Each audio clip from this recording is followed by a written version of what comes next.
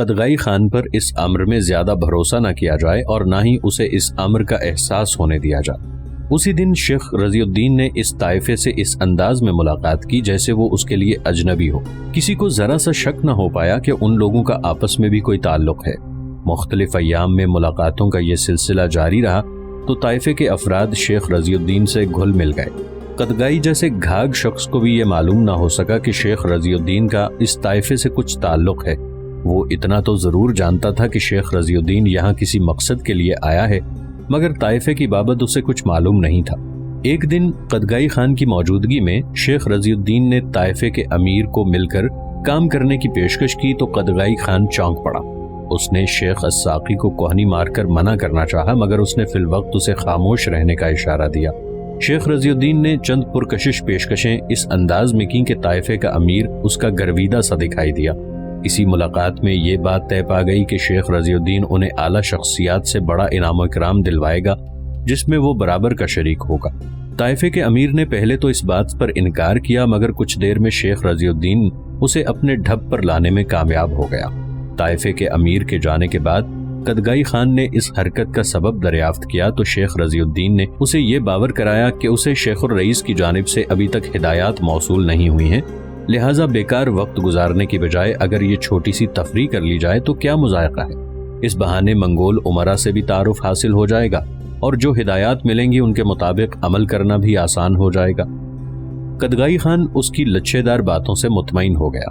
چند دنوں کے بعد شیخ رضی الدین نے قدغائی خان کے سامنے اپنا مسئلہ بیان کیا کہ وہ طائفے کے لیے ایک اعلیٰ محفل کا انعقاد کرنا چاہتا ہے جس میں صرف ایسے ہی لوگ شرکت کریں گے جن سے زیادہ مال ملنے کی توقع ہو۔ قدغائی خان اس کی حریصانہ فطرت سے کسی قدر واقف ہو چکا تھا، لہٰذا اس نے ہنستے ہوئے انتظام کرنے کا وعدہ کر لیا۔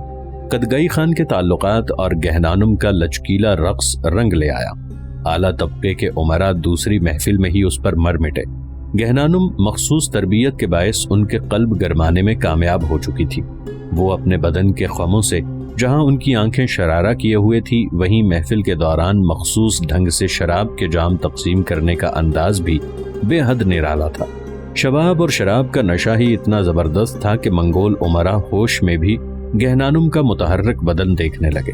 شیخ رضی الدین کی بدولت طائفہ مسلسل کامیابی کی منزلیں طے کرتا رہا۔ اس کی حکمت عملی سے طائفے کے امیر کو بے شمار دولت سے نوازا تھا۔ قدغائی خان شیخ رضی الدین کے کاروبار پر اکثر ہنستا کہ وہ آیا کس کام سے تھا اور کر کیا رہا ہے۔ اس نے شرارتاً ایک آدھ بار شیخ رضی الدین کو تنبیہ بھی کی کہ وہ شیخ الرئیس کو اس کی کارکردگی سے مطلع کر دے گا، مگر شیخ رضی الدین کی خوشامد اور چاپلوسی آڑے آ جاتی۔ شیخ رضی الدین نے اپنے حصے میں جمع ہونے والی رقم میں سے کچھ اسے پیش کیا تو وہ شیخ رضی الدین کے فعل سے غافل دکھائی دینے لگا۔ یہ الگ بات تھی کہ اس نے اپنی وفاداری ثابت کرنے کے لیے اس کی رپورٹ شیخ الرئیس کو روانہ کر دی تھی۔ ناظرین، سیریز کو پسند کرنے کا شکریہ۔ ویڈیو کو لائک کریں، چینل کو سبسکرائب کریں اور کامنٹس کر کے بتائیں کہ آپ کو یہ سیریز کیسی لگی۔ دوسری جانب شنگ خان جو بے حد گھاگ شکاری تھا، اسے بہت جلد ہی معلوم ہو گیا کہ کوتوالی کے گرد و پیش میں کچھ افراد اس پر مسلسل نظریں جمائے ہوئے ہیں۔ شنگ خان نے غیر محسوس انداز میں ان کی نگرانی شروع کر دی۔ جلد ہی اسے طبیب کے ذریعے یہ معلوم ہو گیا کہ کچھ لوگ اس کی بابت اس کے پاس سوال و جواب کرنے کے لیے آئے تھے جن کا اس نے صحیح جواب دے دیا تھا۔ شنگ خان نے طبیب اور عبداللہ مندری کو تسلی دی کہ انہیں فکر مند ہونے کی کوئی ضرورت نہیں ہے، وہ کوئی ایسا کام نہیں کر رہا یا پہلے کر کے آیا ہے جس کے باعث شنگ خان کے بارے میں انہیں کوئی پریشانی اٹھانا پڑے۔ شنگ خان نے اس دوران اپنے ہم وطنوں سے ملاقات کا سلسلہ بڑھا دیا۔ جلد ہی اسے 2 ایسے دوست میسر آ گئے جن پر وہ پورا بھروسہ کر سکتا تھا۔ شنگ خان کو جب مکمل اطمینان ہو گیا تو اس نے ان کے سامنے گلوقوز کا معاملہ رکھا۔ اس نے برملا اس بات کا اعتراف کیا کہ گلوقوز اس کی منگیتر ہے اور وہ غلط افراد کے ہاتھوں پھنس چکی ہے۔ شنگ خان نے انہیں یہ باور کرایا کہ وہ گلوقوز کو بحفاظت واپس سرائے لے جانے کا خواہش مند ہے۔ اس کے ہم وطن دوستوں نے اس کی بات سننے کے بعد اس کی مدد کرنے پر رضامندی ظاہر کی تو شنگ خان کا چہرہ کھل اٹھا۔ شنگ خان نے گلوقوز کی رہائی کے بارے میں ان سے کسی قسم کی مدد نہیں مانگی، بلکہ بعد کے حالات میں ان کی روپوشی کا معاملہ ان کے سامنے رکھا۔ انہوں نے اسے تسلی دی کہ وہ بے فکر ہو کر ان کے پاس چلا آئے۔ وہ لوگ ان دونوں کو ایسے انداز میں یہاں سے روانہ کریں گے کہ کسی کو کانو کان خبر نہیں ہو پائے گی۔ شنگ خان ایک مرحلہ طے ہو جانے پر گلوقوز کے بارے میں سوچنے لگا۔ اسے کوتوالی سے نکالنا کوئی آسان کام نہیں تھا۔ وہ ایسا جنگجو ضرور تھا کہ سپاہیوں سے بھیڑ جاتا، مگر اس کی ٹانگ نے اسے بے بس کر دیا تھا۔ شنگ خان نے کافی سوچ بچار کے بعد یہی فیصلہ کیا کہ اسے یہ حلہ بولنا ہی ہوگا۔ دوسری کوئی صورت ایسی نہیں دکھائی دیتی تھی کہ گل وقوز کو کوتوالی سے باہر لایا جا سکتا۔ اسی شام اس نے اپنے دوستوں سے مل کر انہیں یہ پیغام دیا کہ وہ کل صبح گل وقوز کو کوتوالی سے باہر نکالے گا۔ اس کے باہر نکلتے ہی کچھ لوگ اس سے گل وقوز کو چھیننے کی کوشش کر سکتے ہیں۔ یہ بھی ممکن ہے کہ وہ فوری طور پر سامنے نہ آئیں بلکہ تعاقب میں لگ جائیں۔ وہ لوگ وہی ہیں جنہوں نے گل وقوز کو اپنے شکنجے میں جکڑ رکھا ہے۔ ایسے میں وہ گل وقوز کے ساتھ ایک مکان تک جائے گا، وہاں وہ دونوں دوست پہلے سے موجود ہوں اور ان کے ساتھ ایک ایک عورت ہونا چاہیے۔ میں ایک خاص قسم کا برقع ساتھ لایا ہوں، ایک برقع میں اپنے ساتھ لے جاؤں گا جبکہ باقی 2 برقعے تمہارے پاس ہوں گے۔ تم دونوں نے اس مکان کے قریب سے 2 افراد کو 2 برقعے پہنا کر 2 مختلف سمتوں میں لے جانا ہے۔ میں تیسری سمت میں روانہ ہو جاؤں گا اور چکر کاٹ کر تمہارے طے کردہ مکان پر پہنچ جاؤں گا۔ اگر تعاقب کی کوشش ہوگی تو اس طرح ناکام بنا دی جائے گی۔ دوستوں کے چہرے کے حوالے سے سوال کیا تو شنگ خان نے آگاہ کیا کہ ہم تینوں اپنے چہروں کو کسی قدر نیچا اور چھپا کر رکھیں گے تاکہ انہیں آسانی سے دھوکہ ہو جائے۔ ان دونوں دوستوں نے اسبات میں جواب دیا اور پھر وہ تینوں مل کر بازار میں گھومتے رہے۔ شنگ خان نے غیر محسوس انداز میں انہیں ایک مکان کی جانب اشارہ کیا جہاں وہ پہلے سے موجود ہوں گے۔ شنگ خان ان سے رخصت ہو کر عبداللہ مندری کے گھر چلا آیا۔ عبداللہ نے اس کی تمام دن غیر حاضری پر استفسار کیا تو شنگ خان نے اپنے ہم وطن دوستوں کے بارے میں بتا دیا۔ عبداللہ اس کی بات پر خاموش ہو گیا، مگر جانے کیا بات تھی کہ اس کا دل دھڑک رہا تھا کہ شنگ خان اسے دھوکہ دینے کی کوشش کر رہا ہے۔ اس نے شنگ خان کو زبردستی روکا تھا، مگر اب اسے افسوس ہو رہا تھا کہ وہ اسے جانے دیتا تو زیادہ بہتر تھا۔ شنگ خان بستر پر لیٹا بے تابی سے اس وقت کا انتظار کر رہا تھا جب وہ گل وقوز کو قید خانے سے نجات دلانے میں کامیاب ہو جاتا۔ بالآخر وہ لمحہ آ ہی گیا جس کا شیخ رضی الدین کو بے تابی سے انتظار تھا۔ گہنانم کی نظر کے شکار منگول عمرا نے ایلخانی دربار میں گہنانم کی تعریف و تحسین کا ذکر کچھ ایسے انداز سے کیا کہ دیگر عمرا بھی اس کے رقص دیکھنے کے لیے بے تاب دکھائی دیے۔ بات مزید آگے بڑھی اور ایلخانی سلطنت کے قائد اعظم ہلاکو خان تک جا پہنچی۔ ہلاکو خان مراغہ میں موجود طائفے کے بارے میں سن کر مشتاق ہوا کہ اسے دربار میں رقص کے لیے مدعو کیا جائے۔ ایلخانی منتظم اعلیٰ نے قدغائی خان کو بلا کر طائفے کے بارے میں معلوم کیا تو اس نے بیان کیا کہ اس بارے میں شیخ رضی الدین سے رابطہ کیا جائے کیونکہ وہ اس طائفے کا سربراہ ہے۔ منتظم اعلیٰ نے شکوک و شبہات دور کرنے کے لیے مکمل طور پر تحقیق کی تاکہ اسے معلوم ہو سکے کہ طائفہ کہاں سے آیا ہے اور اس میں شامل لوگ کون ہیں۔ مسلمان کا نام سن کر وہ ٹھٹک گیا تھا۔ جلد ہی اس پر یہ حقیقت عیاں ہو گئی کہ شیخ رضی الدین کا تعلق خالصتاً کاروباری تھا جو کہ مراغہ میں ہی قائم ہوا تھا، ورنہ وہ لوگ پہلے کبھی نہیں ملے تھے۔ مکمل اطمینان ہونے پر منتظم اعلیٰ نے انہیں حکم دیا کہ وہ اگلی صبح تیاری کر لیں کیونکہ دربار شاہی میں انہیں رقص کرنا ہوگا۔ شیخ رضی الدین نے جس انداز میں اس محفل کی حامی بھری تھی وہ خاصا تضحیک آمیز تھا۔ یوں لگتا تھا جیسے شاہی دربار کا سن کر اس کی رالیں ٹپکنے لگی ہوں۔ قدغائی خان شیخ رضی الدین کی حد سے بڑھتی ہوئی حرص پر تعصف کر کے رہ گیا۔ منتظم اعلیٰ نے محفل کا انتظام کرتے ہوئے ہلاکو خان کو شیخ رضی الدین کے بارے میں آگاہ کر دیا کہ وہ انتہائی لالچی شخص ہے۔ محفل کے اختتام پر طائفے کے دیگر احباب کو تو انعام و اکرام دیا جائے مگر اسے انعام کی بجائے سزا دی جائے تاکہ اسے عبرت حاصل ہو۔ ہلاکو خان منتظم اعلیٰ کی بات سن کر خاصا محظوظ ہوا۔ دوسرے دن شیخ رضی الدین کا چہرہ پریشانی سے اٹا ہوا دکھائی دیا کیونکہ اسے ابھی تک کوئی دوسری ہدایت نہیں ملی تھی کہ ہلاکو خان کے سامنے محفل کا اہتمام کرنے کے بعد اسے کیا کرنا ہوگا۔ وہ گہنانم سے تنہائی میں ملا اور دریافت کیا۔ اس نے لا علمی کا اظہار کیا تو شیخ رضی الدین الجھ سا گیا۔ اس کے بعد اس نے غیر محسوس انداز میں خاص غلام سے اس بابت میں پوچھا تو اس نے بھی نفی میں سر ہلا کر اپنی لا علمی کا اظہار کیا۔ شیخ رضی الدین نے اسے ہدایت کی کہ وہ تیز رفتاری سے شیخ الرئیس کو اس امر سے آگاہ کر دے تو وہ ہنسنے لگا۔ شیخ الساقی، تمہارا دماغ تو نہیں چل گیا؟ کل صبح شاہی دربار میں محفل سجے گی اور تم آج مجھے یہ کہہ رہے ہو کہ میں شیخ الرئیس کو مطلع کر دوں؟ یہ کیسے ممکن ہے؟ تیز رفتار کبوتر بھی 3 دن سے پہلے قلعے تک نہیں پہنچ سکے گا۔ اب کیا کیا جائے؟ شیخ رضی الدین پریشانی سے بولا۔ خاموشی ہی بہتر ہے۔ چاہیے تو یہ تھا کہ یہاں پہنچتے ہی اگلے حکم کے لیے فوراً نامہ بر کبوتر روانہ کر دیا جاتا کہ اب مزید کیا کرنا ہے۔ غلام نے سنجیدگی سے جواب دیا، معلوم نہیں اس محفل سے شیخ الرئیس کیا فائدہ حاصل کرنا چاہتا تھا، کہیں ایسا نہ ہو کہ اس غفلت کے باعث ہم عتاب کا شکار ہو جائیں۔ شیخ رضی الدین کا چہرہ اتر سا گیا۔ غلام نے اسے تسلی دی کہ شاہی دربار میں محفل سجانے کا یہ آخری موقع تو نہیں ہے، میں آج ہی مزید حکم کے لیے کبوتر روانہ کر دیتا ہوں، اگلے ہفتے میں پیغام پہنچ جائے گا۔ غلام کی بات سن کر شیخ رضی الدین کو کچھ حوصلہ ہوا۔ دن کے پہلے پہر میں منتظم اعلیٰ نے گہنانم کو لینے کے لیے شاہی بگی سرائی بھجوا دی۔ طائفے کے افراد شیخ رضی الدین کے ہمراہ ایلخانی دربار پہنچے۔ وہاں ان کی مکمل طور پر تلاشی لی گئی اور ان سے تمام ایسا سامان لے لیا گیا جس سے کسی قسم کی شرارت کیے جانے کا امکان موجود ہوتا۔ شاہی دربار میں قائد اعظم ہلاکو خان کی آمد پر ضروری معاملات نمٹائے گئے۔ اسی دوران اسے طائفے کی موجودگی سے آگاہ کر دیا گیا۔ ہلاکو خان گہنانم کے بارے میں کئی افراد کے منہ سے سن چکا تھا۔ اس نے اسے پیش کرنے کا اشارہ کیا۔ گہنانم اپنے سازندوں کے ہمراہ دربار میں داخل ہوئی۔ اس نے اپنا چہرہ باریک جالی دار نقاب میں ڈھانپ رکھا تھا۔ اس کا بھڑکیلا لباس اور لچکیلی ادا دیکھ کر کئی امراء اپنا کلیجہ تھام کر رہ گئے۔ ہلاکو خان کے چہرے پر دھیمی سی مسکراہٹ رینگ گئی۔ گہنانم نے آگے بڑھ کر منگولوں کی رسمی تعظیم پیش کی۔ اس کے بعد اس نے کچھ عرض کرنے کی خواہش ظاہر کی۔ ہلاکو خان نے اس بات میں اشارہ کیا تو گہنانم میں دل فریبانہ انداز میں کہا، قائد اعظم کا ابد تک ہم پر سایہ رہے۔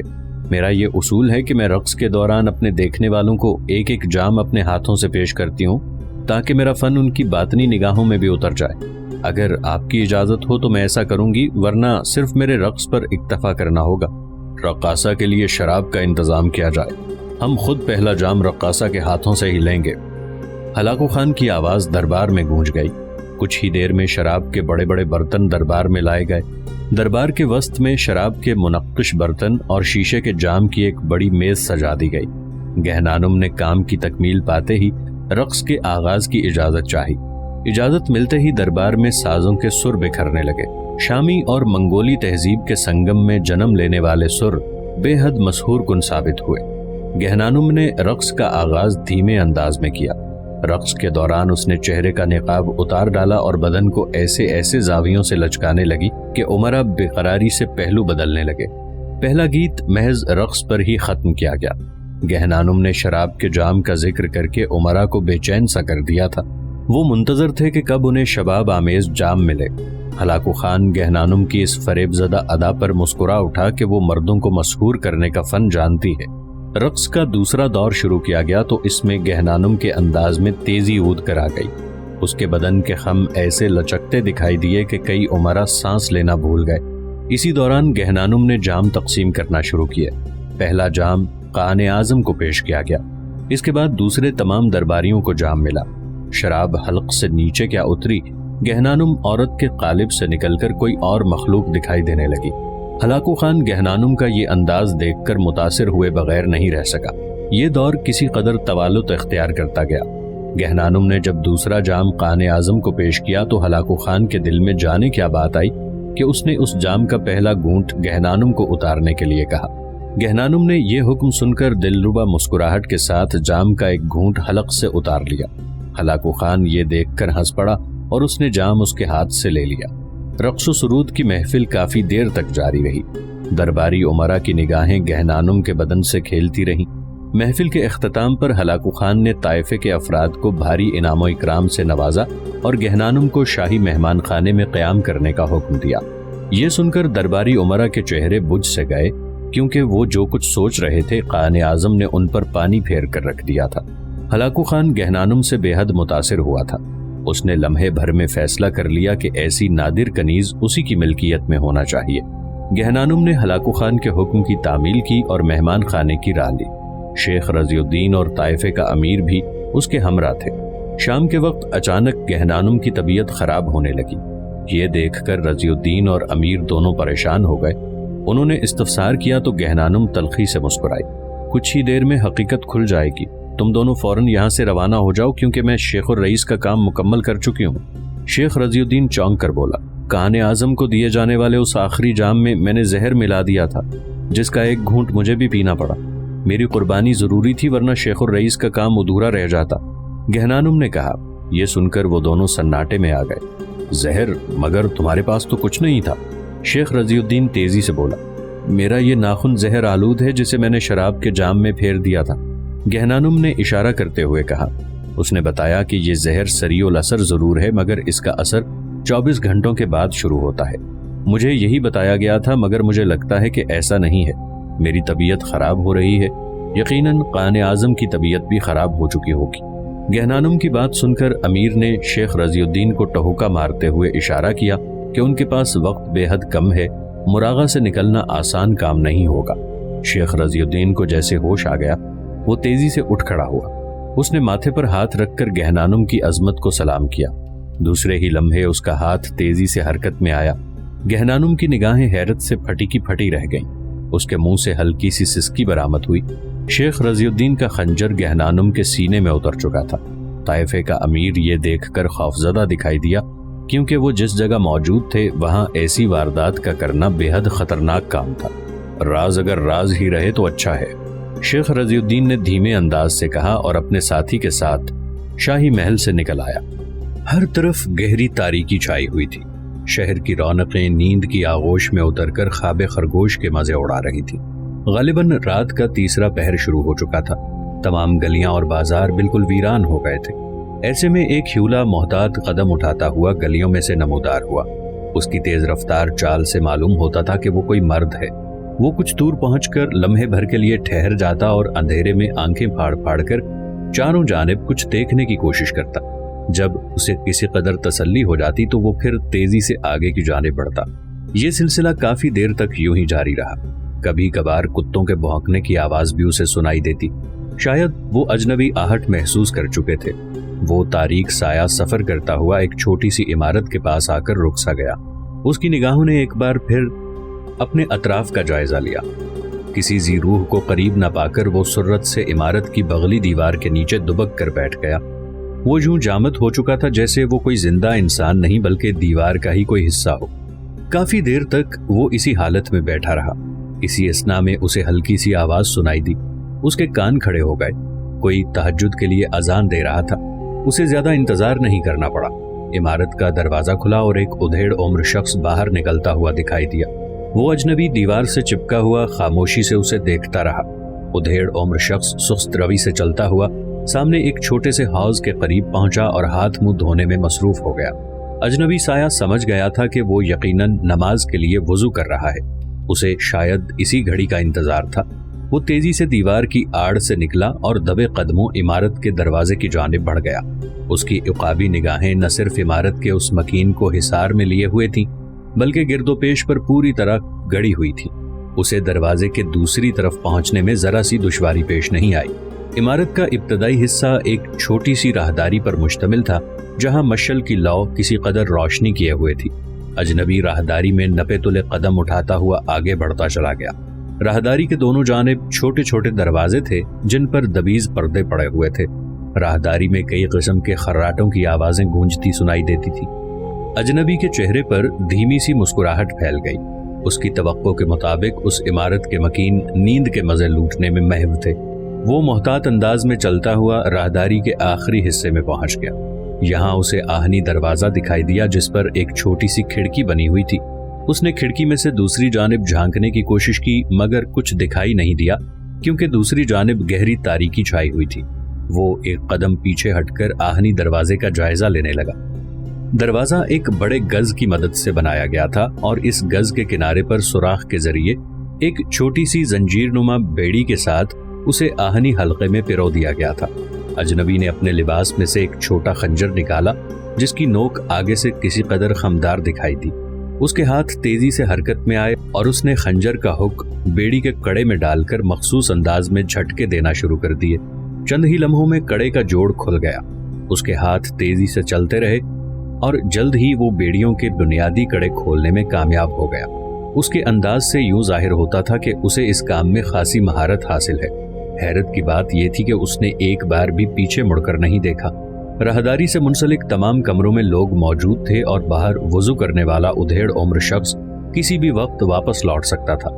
شاید اس کی توجہ اس جانب سے ہٹ کر مکمل طور پر اس کام میں مرتکز ہو چکی تھی۔ اس نے محتاط انداز میں آہنی دروازے کا گز اتارا اور ایک طرف زمین پر ڈال دیا۔